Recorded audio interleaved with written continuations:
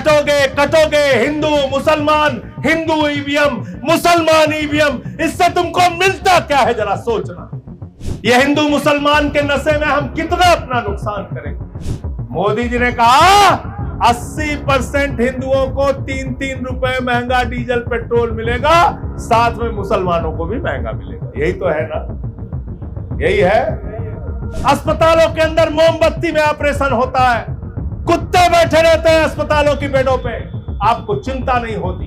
सिर्फ हिंदू मुसलमान। सबसे ज्यादा नुकसान हिंदुओं का करने वाली सरकार अगर कोई है तो भारतीय जनता पार्टी की सरकार है। याद रखना, तुमको उन्माद में फंसाती है और तुम्हारा जेब काटने का काम। 21 राज्य में जीत गए, 22 राज्य में जीत गए, पूरे देश में जीत गए। अरे बेईमानो, यही बांग्लादेश में शेख हसीना थी, 90% वोट पाके जीती थी, 6 महीने बाद जनता ने उड़ा के फेंक दी। कहां चली गई पता नहीं। अरे चोरों, तुम्हारा धर्म दिल्ली में भ्रष्ट होता है और बंगाल में जाके मंगल को मछली और मटन खाते हो। यह दोहरा चरित्र इस देश की जनता को समझना पड़ेगा। केजरीवाल कहते हैं स्कूल फ्री देंगे, बिजली फ्री देंगे, पानी फ्री देंगे। मोदी जी कहते एक बार वोट दे दो, दंगा फ्री देंगे। साथियों और दोस्तों, अभी मुझसे पहले सारी बातें यहां पे कही जा चुकी है, उनको दोहराने का कोई ज्यादा मतलब नहीं है। लेकिन आपको सोचना पड़ेगा कहां पे आज देश को खड़ा कर दिया गया है। यह हिंदू मुसलमान के नशे में हम कितना अपना नुकसान करेंगे। हर चुनाव में उन्माद पैदा किया जाता है। ठीक कहा हमारे साथी ने, बटोगे कटोगे हिंदू ईवीएम, मुसलमान ईवीएम, इससे तुमको मिलता क्या है जरा सोचना। क्या तुम्हारे बच्चों को अच्छी शिक्षा मिल पा रही है? क्या तुम्हारे घर वालों को अच्छा इलाज मिल पाता है? क्या तुम्हारे गांव में सड़कों का इंतजाम ठीक हो गया? क्या तुम्हारे गांव की स्वास्थ्य केंद्र, प्राथमिक स्वास्थ्य केंद्र ठीक हो गए? क्या तुम्हारे बच्चों को मिड डे मील में अच्छा खाना मिलने लगा? सोचना, जरा गंभीरता से विचार करना। तुम्हारा क्या फायदा हो रहा है, इसको जरूर सोचना। इस हिंदू मुसलमान की नफरत की राजनीति में, जिसमें फंस के आप अपनी भी जिंदगी बर्बाद कर रहे हैं, देश की भी जिंदगी बर्बाद कर रहे हैं, मैं हाथ जोड़ के आपसे प्रार्थना करना चाहता हूं, इस राजनीति को कब्र के अंदर दफन कर दो, इसको जला दो शमशान में जाके। कहां पहुंचा दिया देश को। अभी बंगाल का चुनाव हुआ, कितना उन्माद पैदा किया गया वहां। उत्तर प्रदेश का चुनाव होता है, कितना उन्माद पैदा किया जाता है। यहां पे हमारे भारत का प्रधानमंत्री आता है, चुनाव प्रचार में नहीं बताता रोजगार कितना दिया, नहीं बताता किसानों के फसल का दाम दिया कि नहीं दिया, नहीं बताता खाद की बोरी का इंतजाम हुआ कि नहीं हुआ। हमारे देश का प्रधानमंत्री आता है, उत्तर प्रदेश के चुनाव प्रचार में कहता है, भाइयों और बहनों, तुम्हारे लिए एक बहुत बड़ी योजना लेके आया हूं। नौजवान कहता है, मोदी जी क्या है? बोले रुको बताता हूं। बुजुर्ग पूछता है, मोदी जी क्या है? कहते हैं अभी बताता हूं। माताएं बहनें पूछती हैं, मोदी जी क्या लेके आए हो? अरे बोले चिंता मत करो, अभी बताता हूं। फिर सब तैयार हो गए तन के, दोनों हाथ, बोले दोनों हाथ की मुट्ठी बांध लो। सब ने हाथ मुट्ठी बांध ली। देखा ना, जादूगर लोग जैसे कराते हैं, जादू दिखाते हैं, ऐसे हाथ बनवा लिया। बोले हाँ भाई बताओ, अगर गांव गांव में कब्रिस्तान है तो शमशान होना चाहिए कि नहीं होना चाहिए? तो पब्लिक को समझ में नहीं आया, फिर से कह रहा है, अरे बताओ कब्रिस्तान है तो शमशान होना चाहिए कि नहीं होना चाहिए? अब मोदी जी कह रहे हैं तो पब्लिक कह रही है होना चाहिए, होना चाहिए, होना चाहिए। ऐसा पागल बना दिया इस आदमी ने देश को। वो ये नहीं पूछ रहा है कि तुम्हारे गांव में स्कूल होना चाहिए कि नहीं होना चाहिए, वो नहीं पूछ रहा है तुम्हारे गांव में अस्पताल होना चाहिए कि नहीं होना चाहिए, वो ये नहीं पूछ रहा है बाबा साहब डॉक्टर भीमराव अंबेडकर के संविधान के मुताबिक तुमको सम्मान की जिंदगी मिलनी चाहिए कि नहीं मिलनी चाहिए, वो पूछ रहा है शमशान होना चाहिए कि नहीं होना चाहिए। जो प्रधानमंत्री तुमको शमशान देने की सोच रखता है, वो तुम्हारे बच्चों को कभी स्कूल और अस्पताल नहीं दे सकता, याद रखना। अरविंद केजरीवाल जाते हैं चुनाव प्रचार करने, भगवंत मान जाते हैं, संजय सिंह जाते हैं, आम आदमी पार्टी के नेता जाते हैं, तो कहते हैं हमको वोट दे दो, हम स्कूल बना देंगे, हमको वोट दे दो, हम बिजली फ्री करा देंगे, हमको वोट दे दो, हम पानी फ्री कर देंगे, अरे हमको वोट दे दो, तुम्हारे नहरों में पानी दे देंगे। भाजपा ही जाता है चुनाव प्रचार करने के लिए, नरेंद्र मोदी जाते हैं चुनाव प्रचार करने, योगी जी जाते हैं चुनाव प्रचार करने, हेमंत विश्व शर्मा जाते हैं चुनाव प्रचार करने, तो कहते हैं अगर ममता जी 1 किलो मछली खाएंगी तो हम 2 किलो खाएंगे। कितना खाएंगे? 2 किलो खाएंगे। लोगों ने पूछा कैसे खाएंगे, तो मनोज तिवारी ने कहा हम ऐसे ऐसे खाएंगे, वो भी खा लिया। तो बोले भैया अभी पूरा नहीं हुआ, बोले फिर अनुराग ठाकुर ने कहा आज मंगलवार का दिन है ना, हम पार्टी दफ्तरे में खाएंगे। तो मछली खाया, फिर मटन खाया, बोला खूब जम के खाओ, मंगलवार को खाओ, जम जम के मटन मछली खाओ, वोट भाजपा को दे दो, वोट। और दिल्ली में क्या कहेगा इनका भाजपाई विधायक? कहेगा अंडे की दुकान बंद करो, हमारा धर्म भ्रष्ट हो रहा है, मछली की दुकान बंद करो, हमारा धर्म भ्रष्ट हो रहा है। अरे चोरों, तुम्हारा धर्म दिल्ली में भ्रष्ट होता है और बंगाल में जाके मंगल को मछली और मटन खाते हो। यह दोहरा चरित्र इस देश की जनता को समझना पड़ेगा। समझो ये कैसे लोग हैं। केजरीवाल कहते हैं स्कूल फ्री देंगे, बिजली फ्री देंगे, पानी फ्री देंगे। मोदी जी कहते हैं एक बार वोट दे दो, दंगा फ्री देंगे। एक बार वोट दे दो, बस एक बार, देखना कैसे नौजवानों के हाथ में हथियार पकड़ाते हैं। जाके देखो बंगाल में क्या हो रहा है। ऐसा भविष्य चाहते हो हिंदुस्तान का? बताओ ऐसा भविष्य चाहते हो तो? ऐसा भविष्य चाहते हो क्या कि तुम्हारे नौजवानों के हाथ में हथियार हो, दंगे फसाद हो, लड़ाई झगड़े हो, बुलडोजर चलाए जाए, लोगों के घर जलाए जाए? ऐसा हिंदुस्तान चाहते हो क्या? बताओ हमको जरा। इस देश से प्यार है ना? इस देश से प्यार है कि नहीं? हाथ उठा के बताओ, है ना प्यार? और अगर इस देश से प्यार है तो विधायक बनोगे तभी प्यार करोगे, संजय सिंह सांसद रहेंगे तभी देश से प्यार करेंगे, केजरीवाल मुख्यमंत्री रहेंगे तभी देश से प्यार करेंगे। अरे इस भारत माता की मिट्टी में हमने जन्म लिया है तो हम इस देश से प्यार करते करते मर जाएंगे, लेकिन गलत चीज को बर्दाश्त नहीं करेंगे।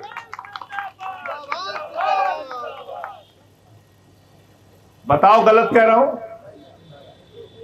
कहते 21 राज्य में जीत गए, तो क्या करें? 21 राज्य में तुम जीत गए, हम लोग तुम्हारे गुलाम हो जाएं? बताओ गुलाम हो जाओगे क्या इनके? 21 राज्य में जीत गए, 22 राज्य में जीत गए, पूरे देश में जीत गए।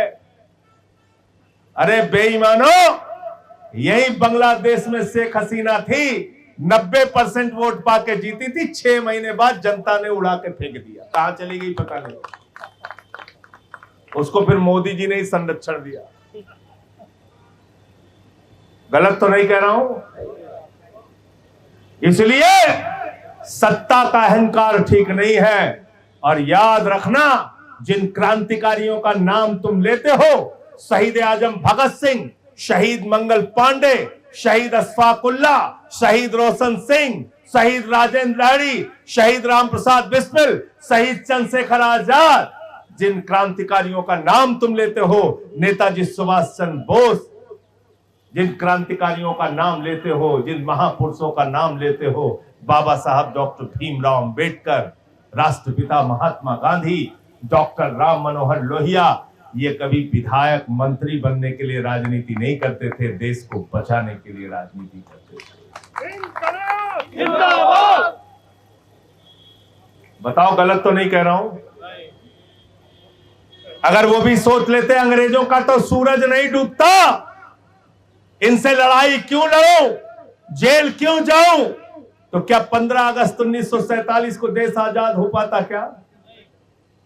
हो पाता क्या? आज देश की चिंता करो, और अगर देश की चिंता होगी, नौजवानों की चिंता होगी, पेपर लीक के बारे में सोचोगे, हिंदुस्तान के भविष्य के बारे में सोचोगे, उत्तर प्रदेश के भविष्य के बारे में सोचोगे, तो चैन से कभी सो नहीं पाओगे। सड़क पर निकलकर पद यात्रा करके गांव गांव जाकर लोगों को जगाते रहोगे, और यही तुमको करना है। याद रखना, जब तक हिंदुस्तान और उत्तर प्रदेश जग ना जाए, जब तक इनसे मुक्ति ना मिल जाए। जिंदाबाद जिंदाबाद। वरना तो मूर्ख उसको बनाने का आइडिया आ ही गया है। 4 मई तक क्या बोल रहे थे प्रधानमंत्री? देखो भाई, चिंता मत करना, तेल गैस की कोई कमी नहीं है, गैस का भंडार पूरा है, तेल का भंडार पूरा है, कोई चिंता। नहीं। 4 मई खत्म हुआ, 5 मई आया, 6 मई आया, कमर्शियल सिलेंडर का दाम 993 रुपए।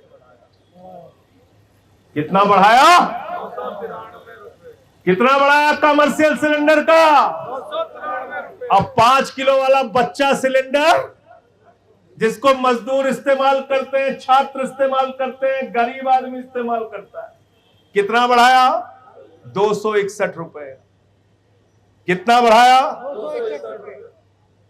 दिनेश पटेल कह रहे हैं मोदी जी ने कहा सिर्फ मुसलमानों को महंगा सिलेंडर मिलेगा, हिंदुओं को फ्री में मिलेगा।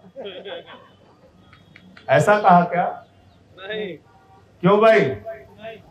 सोमेंद्र भाई, 993 रुपए जो गैस का सिलेंडर बढ़ेगा, वो हरिंदर शर्मा को फ्री में मिलेगा, मुसलमानों को 993 रुपए महंगा मिलेगा। क्यों भाई? पंडित जी गलत कह रहा हूं? ऐसा बोला क्या? नहीं। इस देश में 80% आबादी किसकी है?